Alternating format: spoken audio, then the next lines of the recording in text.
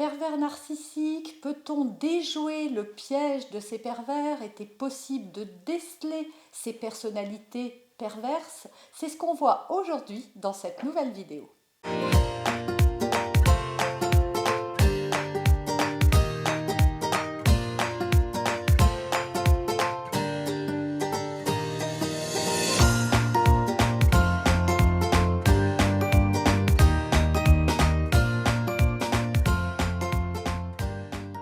Bonjour, je suis Noémie de Saint-Cernin, votre coach en développement personnel et en parentalité. On va parler pervers narcissique. J'ai déjà fait une vidéo sur le sujet. Si vous voulez aller la voir, elle compte des centaines de milliers de vues. Et donc j'ai décidé de compléter cette vidéo déjà pour expliquer qu'un pervers narcissique, c'est un homme ou une femme. Le masculin l'emportant, évidemment, la plupart de mon discours va se tourner au masculin, mais c'est un homme et une femme, et souvent quand on pense pervers narcissique, on voit un partenaire, un conjoint, un compagnon. Sachez qu'un pervers narcissique, vous pouvez le croiser dans d'autres sphères que votre vie amoureuse. Vous pouvez le croiser au travail, ça peut être un ami, ça peut être un membre de votre famille, ça peut être un père, une mère, un frère, une sœur, ça peut être un collègue de bureau. Voilà, toute personne en lien avec vous peut avoir cette caractéristique et en user vis-à-vis de vous. Et juste avant d'aller plus loin dans mes critères, eh bien, je vous invite à télécharger gratuitement mon coffret.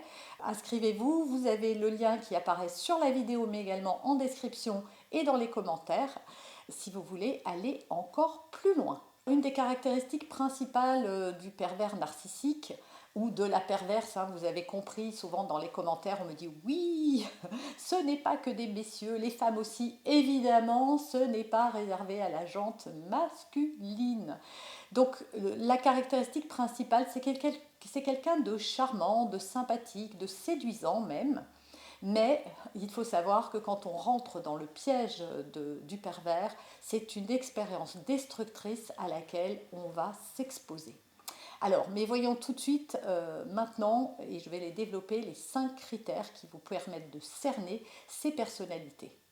Premièrement, ils cachent leur jeu et jouent un rôle. Et c'est la raison pour laquelle il est quasi impossible de déjouer leur piège, en tout cas au tout début. C'est très compliqué parce qu'en fait, le pervers narcissique est quelqu'un d'extrêmement manipulateur qui va utiliser tout ce qu'il va pouvoir utiliser contre vous à un moment donné, mais ça, vous ne le savez pas. Donc la relation, elle démarre comme toute relation. Donc si c'est une relation amoureuse, la personne, c'est le prince ou la princesse charmante.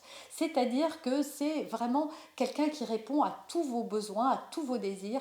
Pourquoi? Parce qu'en fonction de la façon dont vous allez réagir, le pervers narcissique va se mettre au diapason de vos rêves et de vos désirs. Donc il va répondre positivement à tout ce que vous avez envie. Voilà, si vous avez envie d'un partenaire tendre et à l'écoute, il va se montrer tendre et à l'écoute. Si vous avez besoin d'un partenaire qui a des attentions pour vous, il va être très attentionné, etc. etc. C'est-à-dire qu'au début, va se mettre en place un schéma dans lequel vous ne saurez pas que vous êtes l'objet de ce pervers, mais il va tisser sa toile, et pour tisser sa toile, il a besoin de vous connaître sur le bout des doigts, d'acquérir votre confiance, et une confiance très forte en lui, que vous le voyez comme votre meilleur ami, celui qui vous comprend mieux que personne, qui vous aime, etc. Et donc il va tout faire pour être aimé, pour être vu comme quelqu'un de confiance, etc. Donc au début, la relation, elle est idyllique. Mais, encore une fois, il peut y avoir de belles relations idylliques qui ne sont pas le terrain d'un pervers narcissique. Hein, attention, il y a de belles histoires qui démarrent aussi comme ça. C'est pour ça que c'est très compliqué d'arriver à faire la part des choses. Sauf qu'à un moment, ça va basculer et c'est là que la personne va être dans le piège, où il est parfois pas trop tard, mais presque trop tard, et je vais développer ça plus tard. Deuxième critère, ils sont très séducteurs. Et pas qu'avec les personnes avec lesquelles elles tissent leur toile, puisqu'on a vu que ça pouvait être un partenaire, mais ça pouvait être aussi un collègue de travail, un patron, un parent, un frère, une sœur, un ami. Donc cette personne-là, elle va être très séduisante pour vous au début, mais elle va le rester aux yeux de tous les autres après. C'est-à-dire que vous pourrez avoir, vous, l'air hystérique, etc. Mais aux yeux des autres, cette personne, elle sera irréprochable. Et c'est vous qui aurez l'air pas normal, j'ai envie de dire.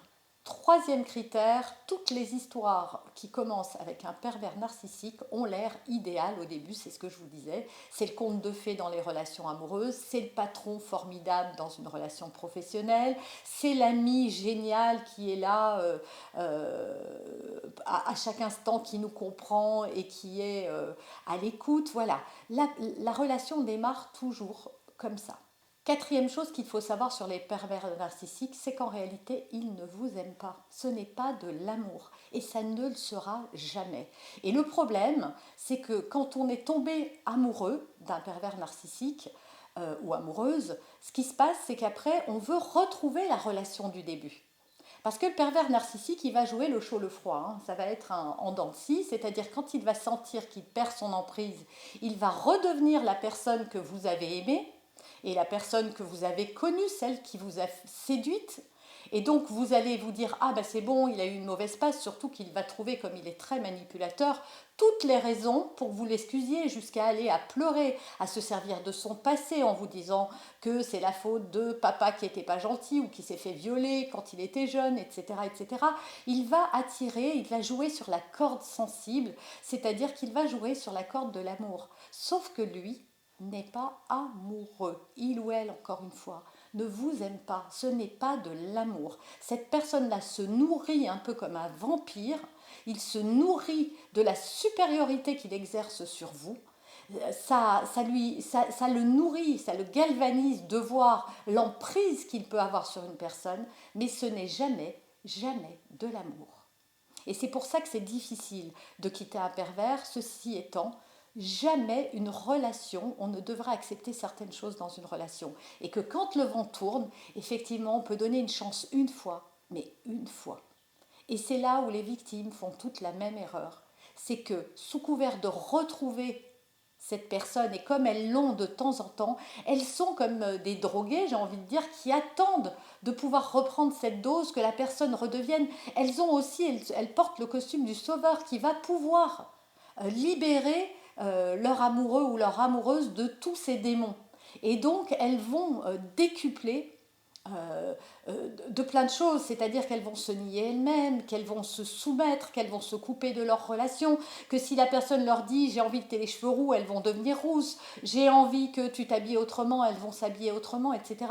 Et c'est pour ça que c'est dans les relations amoureuses que la perversion va plus loin, parce qu'un patron, bah, à un moment, vous rentrez chez vous. Voilà, vous ne vivez pas avec lui, alors que le pervers narcissique, quand c'est dans une relation amoureuse, vous l'avez constamment avec vous. Et en plus, il y a cette relation d'amour.